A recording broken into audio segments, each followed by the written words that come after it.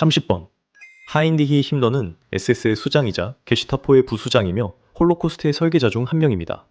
그는 제2차 세계대전 말기에 히틀러와 사이가 틀어졌습니다. 그가 총통 몰래의 평화 협상을 시도하자 히트러는 그의 체포를 명령했고 힘러는 군인으로 변장해 자신의 옛 측근들로부터 몰래 빠져나왔습니다. 잠시나마 많은 공포를 만든 인물이 무너지는 제국의 혼란에 사라질 수 있겠다는 생각이 들었습니다. 일주일이 넘는 도주 끝에 힘러는 1945년 5월 21일 소련군 포로 출신 순찰대에 의해 체포되었습니다.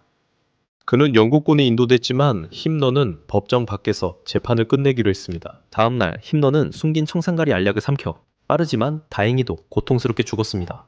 하지만 이는 나치 죽음의 기계 최고의 인사들이 겪은 끔찍한 운명에 비하면 아무것도 아닙니다. 저는 조시입니다. 주요 나치 지도자들이 어떻게 죽었는지 이야기하겠습니다. 29번.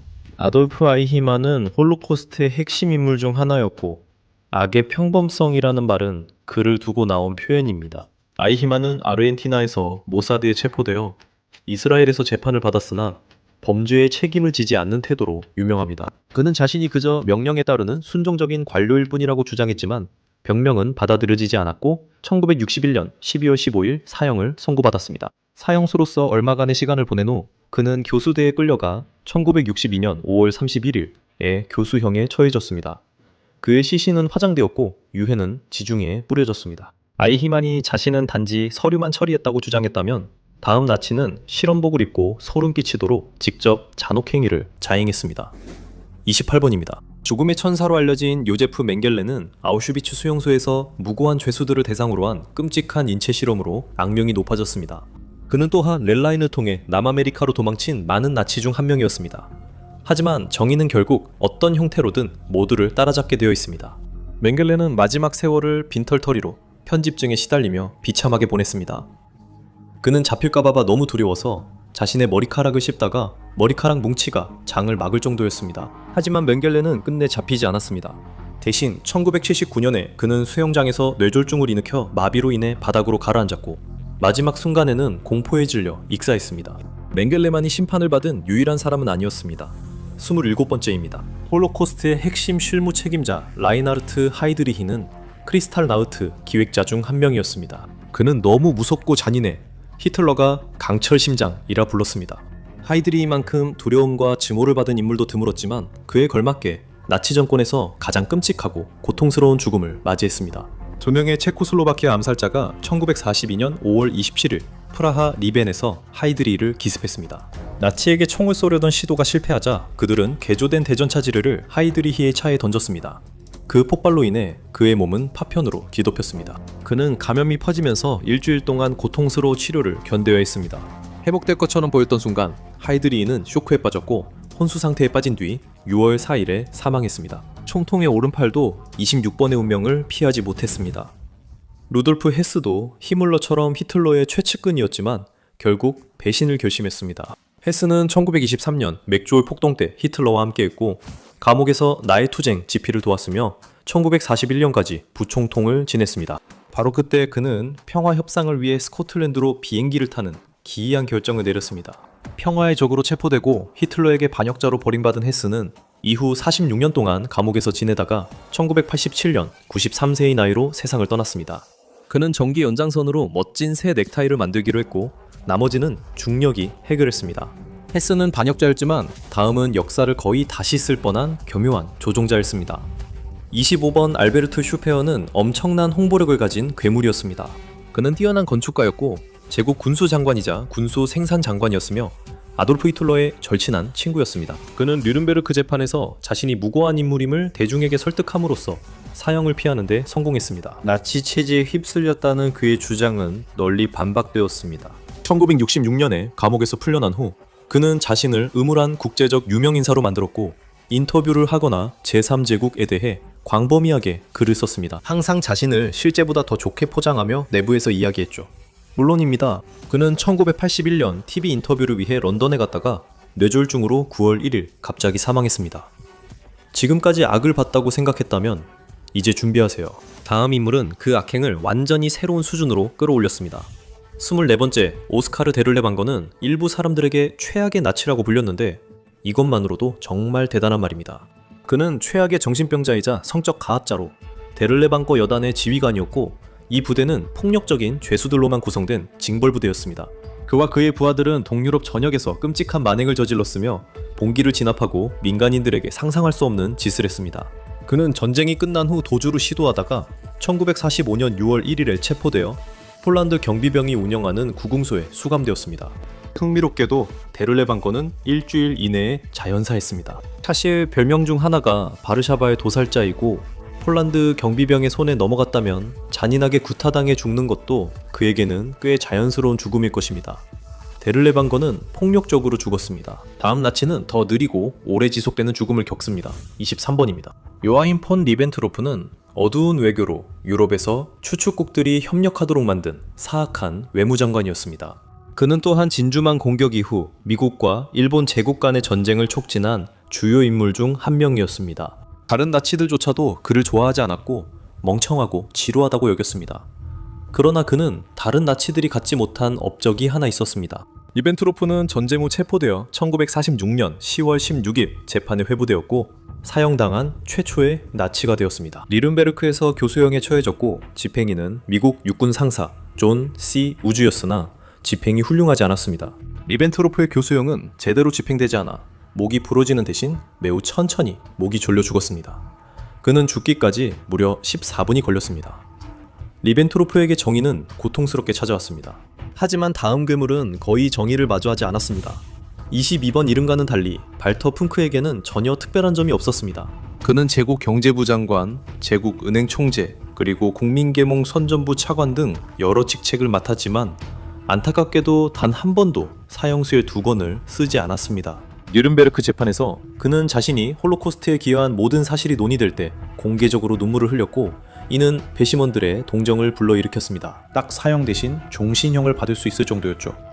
그 후 1957년 건강 악화로 인도적으로 석방됐습니다. 하지만 그의 건강은 그렇게 나쁘지 않았던 것 같습니다. 그는 1960년 5월 31일 당뇨병 합병증으로 사망하기 전까지 3년을 더 살았습니다. 어떤 괴물들은 처벌을 받았지만 다음에 나올 이 사람처럼 조용한 삶을 산 경우도 있습니다. 21번입니다.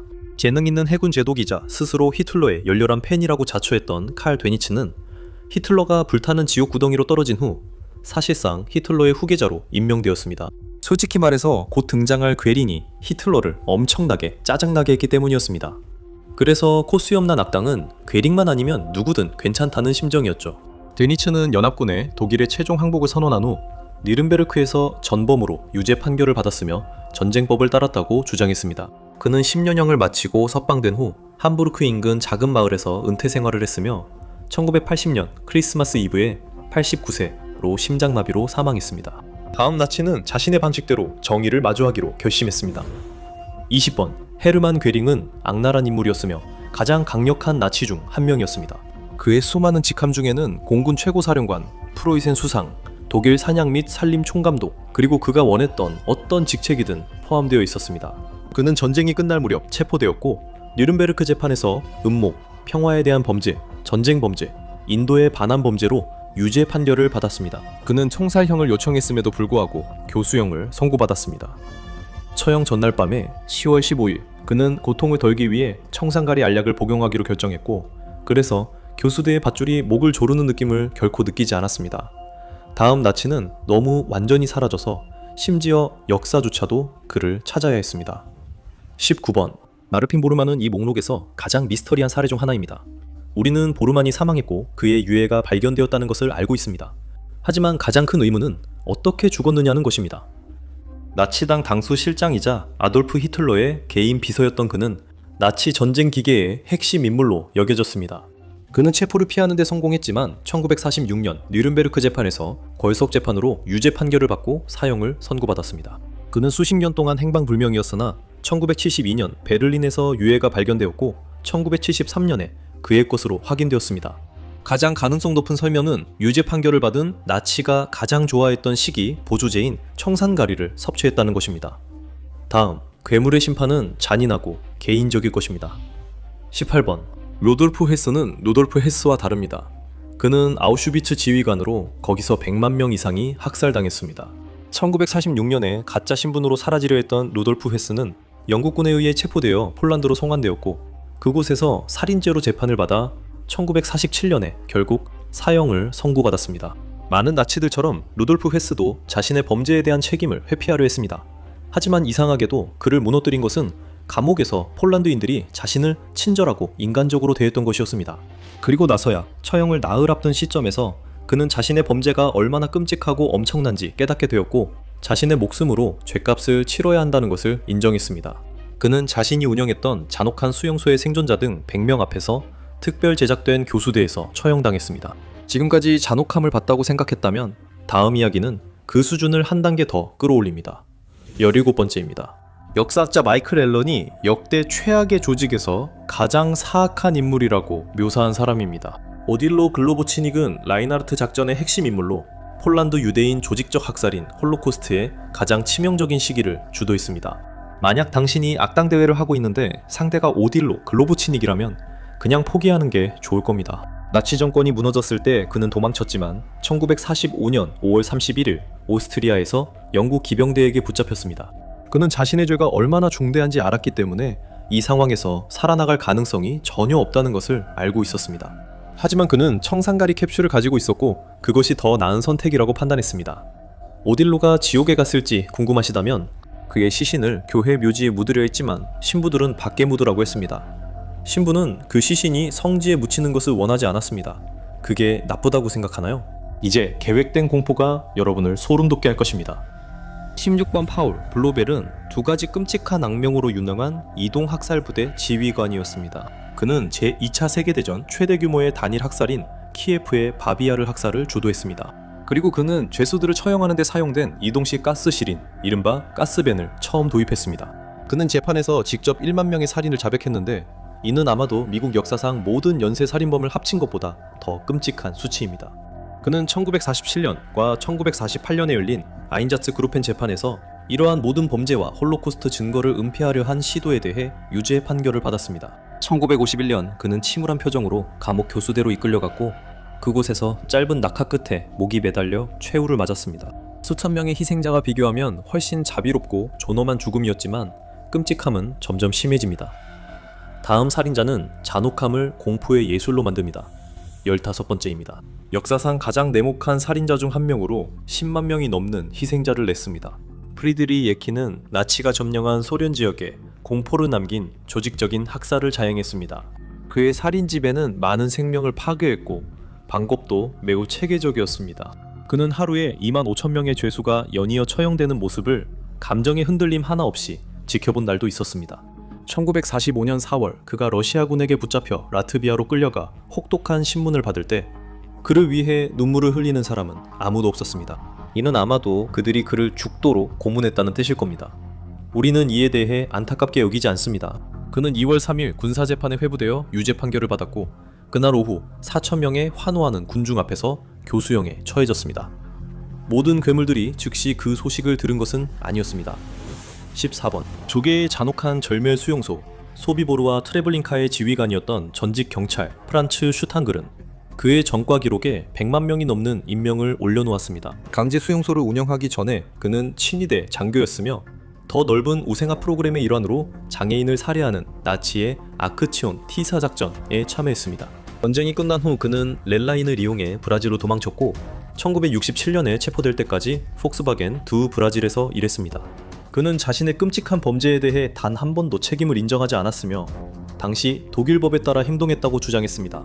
그는 정신형을 선고받았고 이는 이미 병약했던 슈탄겔에게 큰 타격을 주었습니다. 그의 건강은 악화되었고 그는 수감된 지 4년 만에 신부전으로 사망했습니다. 다음 제3제국의 13번째 인물에게는 신속하게 정의가 집행되었습니다. 하이드리히가 폭탄에 의해 사망한 후 에른스트 칼텐브루너는 가장 강력한 나치 행정관 중 한 명으로 부상했습니다. 그는 제국보안본부의 세 번째 수장으로 활동했으며 이 기관은 게슈타포, 크리포, 정보부인 SD와 같은 위험한 조직들을 총괄했습니다. 그의 오랜 전쟁, 범죄 방조와 공모는 결국 그를 괴롭힙니다. 1946년 10월 1일 그는 교수형 사형 선고를 받았고 첫 번째 나치 처형자들과 함께 처형되었습니다. 단 15일 후 교수형에 처해지고 화장된 그의 유해는 미넨의 이자르강에 뿌려졌다는 소문이 돌았습니다. 죽은 나치 지도자들의 명단이 점점 늘어나고 있고 다음 이름이 곧 추가될 예정입니다. 12번. 벨젠의 야수로 알려진 요제프 크라머는 살아있는 친위대의 악몽이었습니다. 그는 아우슈비츠와 베르겐 벨젠 두 수용소의 소장이었으며 그곳에서 수천 명의 죽음에 직접적인 책임이 있었습니다. 착한 죽음의 수용소 소장은 있을 수 없지만 크라머는 특히나 사디스트였습니다. 그는 죄수들을 폭행하고 고문하며 사나운 개를 풀고 집단 무덤 앞에 일렬로 세워 집단 총살하는 것을 즐겼습니다. 그는 영국군에 의해 체포되어 1945년 11월 17일 인류에 대한 범죄로 사형을 선고받았습니다. 알버트 피에르 펑크는 400건이 넘는 처형을 집행한 영국의 전문 교수형 집행인이었으며 바로 그가 크라머의 목에 올가미를 걸고 레버를 당겨 그를 저승으로 보냈습니다. 나치 지도부는 자신들이 풀려날 거라 믿었지만 그들은 틀렸습니다. 11번 에리 폰덴 다흐 셀레프스키는 나치 고위 간부이자 나치 보안 전쟁의 선봉장이었습니다. 정권의 이념적 반대자들을 약화시키고 파괴하기 위한 주도적인 역할을 했습니다.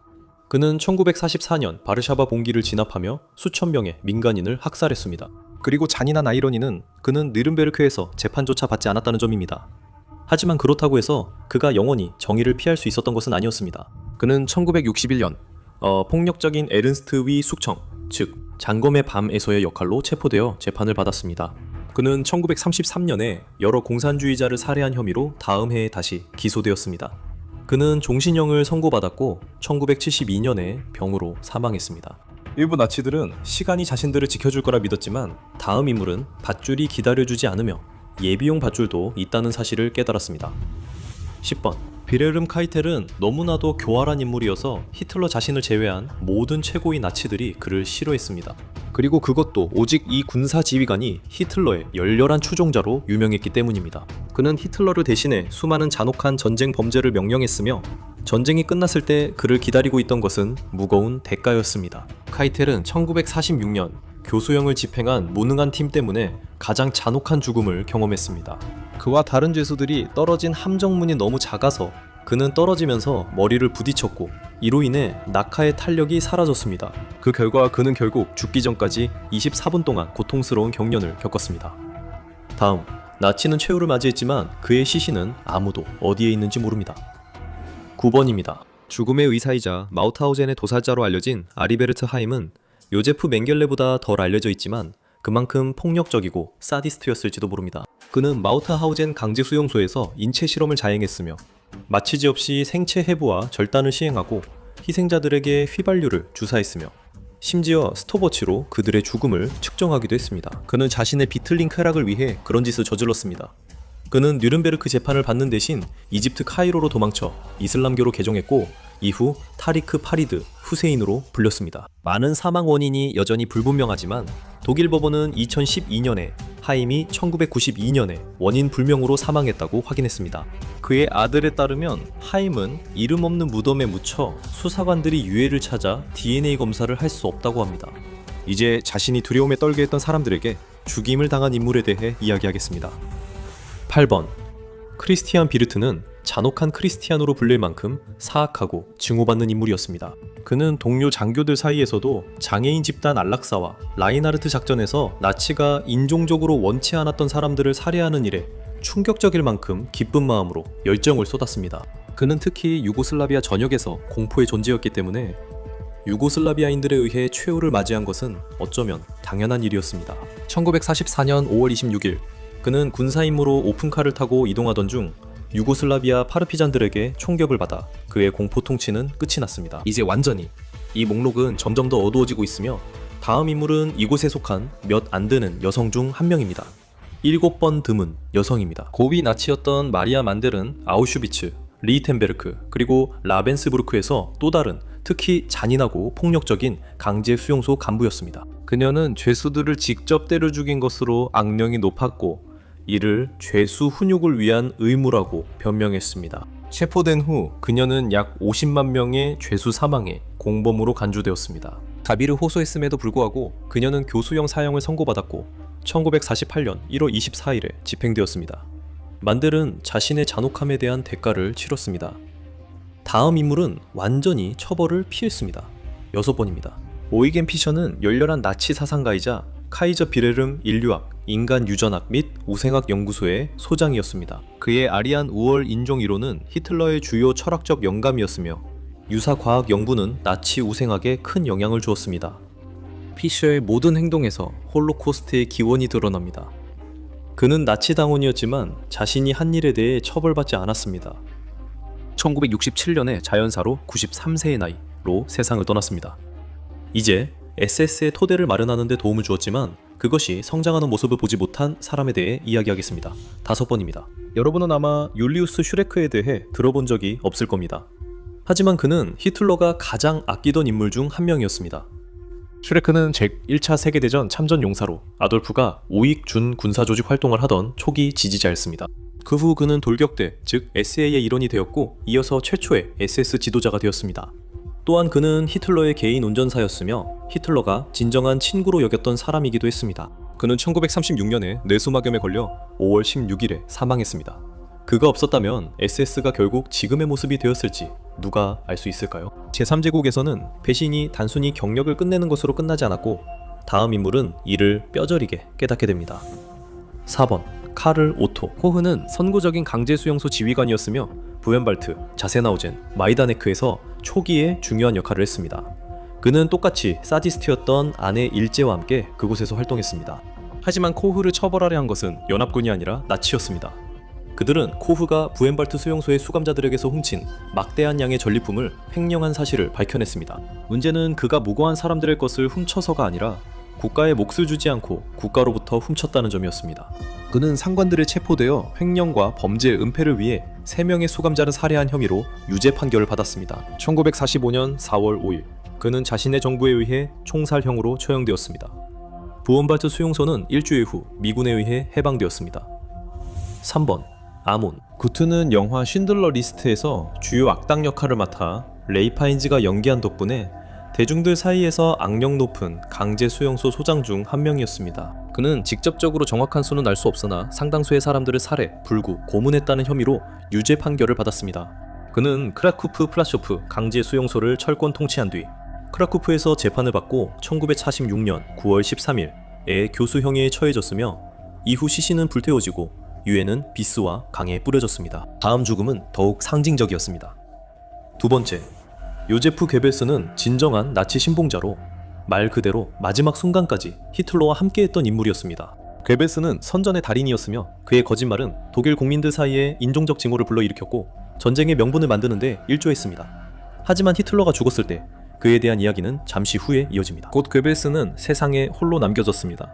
하지만 그는 실제로 그렇게 하지 않았습니다. 대신 그는 가족 모두를 모아 함께 세상을 떠나기로 결정했습니다. 아이들에게 모르핀이 투여된 뒤 잠든 사이 청산가리 캡슐이 입안에서 으깨졌습니다. 괴벨스와 그의 아내 마그다에 대해서는 여러 가지 이야기가 있지만 일반적으로 그들 역시 청산가리를 복용했다는 것이 정설입니다. 그리고 괴벨스의 요청에 따라 나치 병사 중 한 명이 모두가 확실히 죽었는지 확인하기 위해 소총으로 그들 모두에게 2번씩 총을 쐈습니다.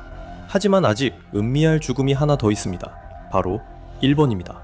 나치가 자신들이 시작한 전쟁에서 승리하지 못할 것이 분명해지자 아돌프 히틀러는 진격해오는 붉은 군대에게 살해당하지 않는 것이 최고의 승리라고 결정했습니다. 히틀러와 에바 브라운은 유언장을 작성한 후 시아나물 만찬을 즐겼습니다. 하지만 히틀러는 입에서 거품을 물고 죽는 것을 원하지 않았기 때문에 디저트로 자신의 권총 총구를 선택했습니다. 남아있던 그의 부하들은 시신을 안뜰로 끌고 나가 불태웠습니다. 소련군이 벙커 점령 시 신을 샌드백으로 쓰는 것을 막으려 했던 것 같습니다. 그러나 살아남은 나치 지도자들은 어떻게 되었을까요? 제2차 세계대전 이후 나치 지도자들에게 실제로 무슨 일이 일어났는지와 더 많은 나치 관련 이야기를 확인해보세요. 아니면 대신 이 영상을 시청해도 좋습니다.